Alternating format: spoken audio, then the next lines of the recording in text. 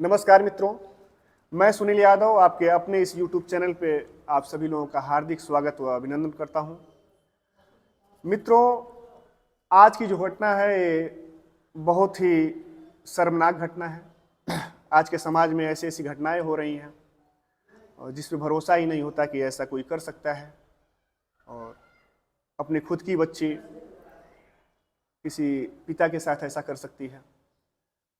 सोचने पे भी लोग मजबूर हो जा रहे हैं कि भाई आज का जो माहौल है एक ऐसा माहौल हो गया है कि बिल्कुल बच्चे जो नासमझ होते जा रहे हैं। मित्रों, ये जबलपुर की सच्ची घटना है। जबलपुर में एक रेलवे कॉलोनी है। उस रेलवे कॉलोनी में एक पिता होते हैं जिनका नाम राजकुमार होता है और राजकुमार के दो बच्चे होते हैं। एक बच्ची होती है जिसका नाम काव्या और उसकी उम्र लगभग 16 वर्ष होती है और जो बेटा होता है उसका नाम तनिष्क होता है और उसकी उम्र लगभग 8 वर्ष होती है।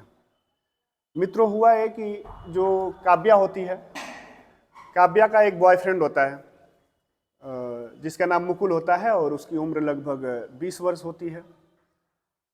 जो काव्या और मुकुल ये दोनों प्रेम संबंध में होते हैं, बिल्कुल एक दूसरे से प्यार करते हैं। लेकिन इन दोनों के मन में पता नहीं कहाँ से ये आया कि फिर अपने पिता को और अपने भाई को, जो काव्या होती है, बिल्कुल रास्ते से हटाने का प्लान कर लेती है। और जो मुकुल होता है, और मुकुल भी बिल्कुल प्लान कर लेता है कि भाई इन लोगों को रास्ते से हटा दिया जाएगा। और ये जो घटना है बीते 15 मार्च 2024 की ही घटना है। लोग जब खबर करते हैं तो पुलिस वाले जो है आते हैं और उसके बाद फिर पोस्टमार्टम के लिए दोनों लाश जाती है। और जो भाई होता है जिसका नाम मैंने बताया था तनिष्क, उस मासूम की क्या गलती थी जो बिल्कुल सब मार के, और जिंदा ही था वो, जिंदा ही फ्रिज में सब डाल दिए थे। फ्रिज से उसकी लाश मिलती है, पोस्टमार्टम होता है और पोस्टमार्टम में ये रिपोर्ट आती है कि जो राजकुमार होते हैं, राजकुमार के सर पे लगभग 10 वार होता है। किसी भारी भरकम चीज़ से जो है उनके सर पे 10 बार वार किया जाता है, जिससे उनके सिर की सारी जो हड्डियां होती हैं बहुत बारीक हो जाती हैं, महीन हो जाती हैं। और जो लड़का होता है तनिष्क, उसका जो रिपोर्ट में आता है कि इसके सर पे 3 वार किए जाते हैं और 3 वार करने के बाद वो मरता नहीं है, जिंदा ही रहता है और जिंदा ही सब फ्रिज में डाल देते हैं और उसी में वो मर जाता है। बीते 14 मार्च को रात में ही ये पूरा प्लान किया जो मुकुल था। मुकुल उस कॉलोनी में जो है हाथ में ग्लव्स पहने, दास्ताना जो जिसको बोलते हैं, ग्लव्स पहने और एक बैग लिए कई राउंड मारता है, जो सीसीटीवी कैमरे में भी कैद हो जाता है। जो एक काव्या होती है उसके घर से और रोड तक कई बार आता जाता है।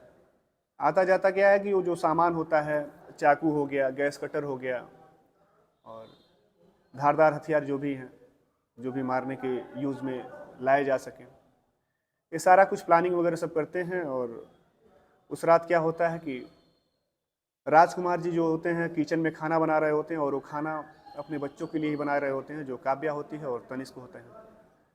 अब बताइए, एक पिता अपने बच्चों के लिए खाना बना रहा है और बच्ची ही जो है पूरा षड्यंत्र रची है कि रास्ते से हटाने के लिए, मारने के लिए।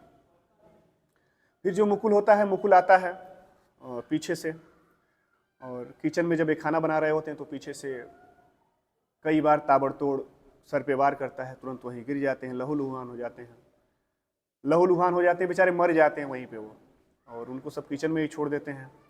फिर काव्या मुकुल के साथ मिलके और अपने भाई को जो है तनिष्क को, उसको भी सब मार देते हैं। उसके सर पे 3 या 4 बार जो भी है, कई बार सब मारते हैं, लेकिन वो मरता नहीं है, वो जिंदा ही रहता है, उसकी सांसें चलती हैं।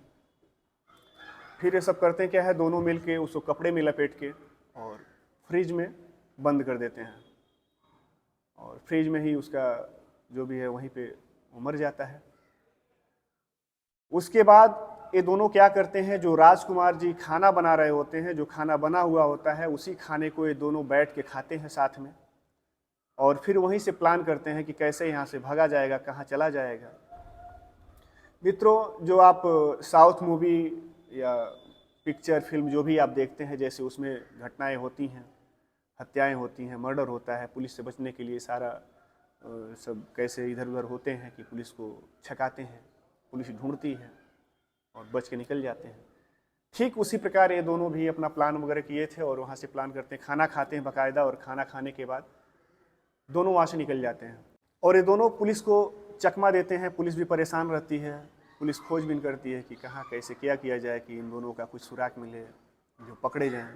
लेकिन ये दोनों के दोनों जो है पुलिस को बहुत छकाते हैं, पुलिस परेशान रहती है।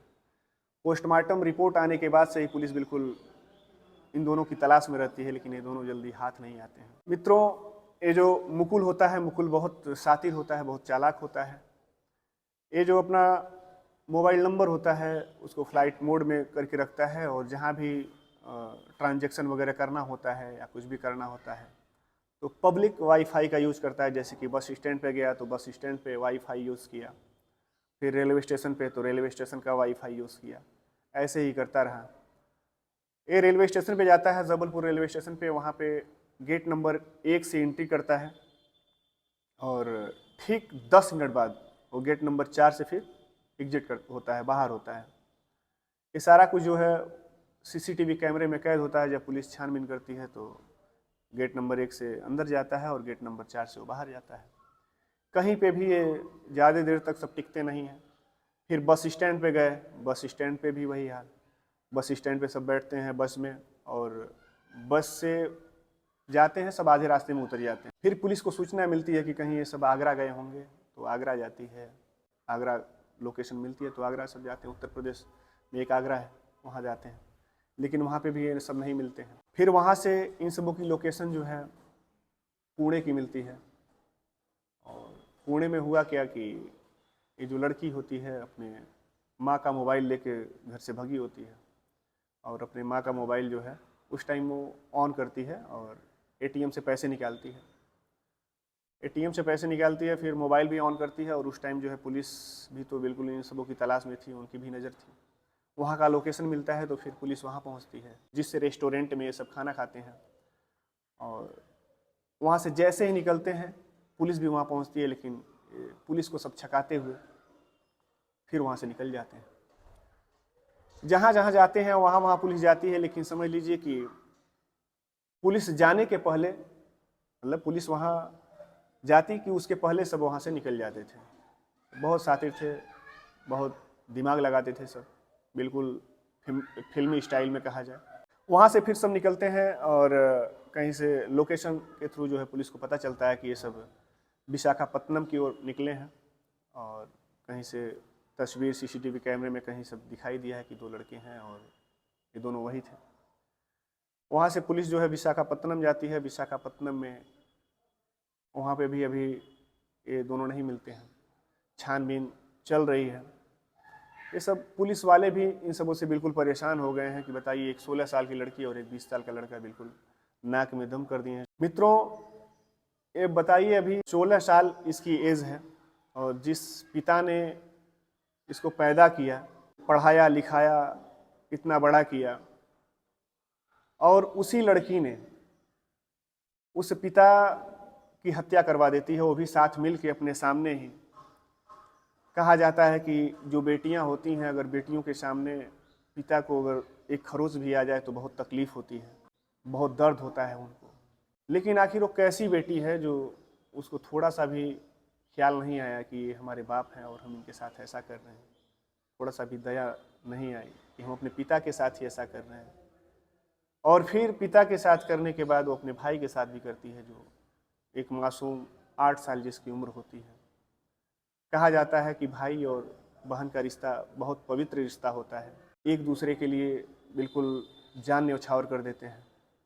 लेकिन ये लड़की जो है इतनी अंधी हो गई थी प्यार में, मुकुल के प्यार में, कि अपने भाई को भी नहीं बख्शी और उस मासूम को भी मौत के घाट उतार दी। अभी तक मित्रों इन दोनों की तलाश में जो भी इनका लोकेशन मिल रहा है, जहाँ जहाँ मिल रहा है वहाँ वहाँ जो है जबलपुर की पुलिस 3 राज्यों में, जैसे कि उत्तर प्रदेश, महाराष्ट्र और विशाखापत्तनम, छानबीन कर रही है पुलिस। देखिए, अभी तक तो सब मिले नहीं हैं, और जैसे ही कोई अपडेट मिलेगा तो फिर आप लोगों के सामने लेके आएंगे। लेकिन मित्रों, एक कहानी सुनाने का मेरा ध्येय है कि आजकल के जो बच्चे हैं उन लोगों को सही माहौल दिया जाए, सही संस्कार दिया जाए, क्या कर रहे हैं, किससे मिल रहे हैं, कहाँ जा रहे हैं। अगर लड़कियां हैं तो खास करके लड़कियों पे ध्यान दिया जाए। ठीक है, माँ बाप जो होते हैं उनको ध्यान देना ज़रूरी है, उनको ध्यान देना चाहिए। कितने उनके फ्रेंड हैं, कौन कौन से फ्रेंड हैं, मोबाइल अगर दे रहे हैं आप तो मोबाइल पे भी ध्यान रहे कि भाई मोबाइल में किसका नंबर है, किससे बात करती है, क्या करती है। देखिए, जो बच्चे होते हैं नासमझ होते हैं। अभी उसकी कोई ज़्यादा उम्र तो थी नहीं, 16 साल की उम्र थी और उसने इतनी बड़ी घटना को अंजाम दिया। अब उसको पछतावा होता होगा या नहीं होता होगा, ये तो कैसे कह सकते हैं, क्योंकि अगर थोड़ा सा भी पिता का और भाई का ख्याल आता तो ऐसा वो नहीं करते। अगर ये वीडियो पसंद आया हो तो लाइक, कमेंट और शेयर करिएगा। साथ ही साथ मेरे इस चैनल को सब्सक्राइब करिएगा और उम्मीद करता हूँ कि आप लोग जहाँ भी होंगे खुश होंगे, मस्त होंगे, स्वस्थ होंगे। तो इसलिए खुश रहिए, स्वस्थ रहिए, मस्त रहिए। इसी के साथ जय हिंद, नमस्कार।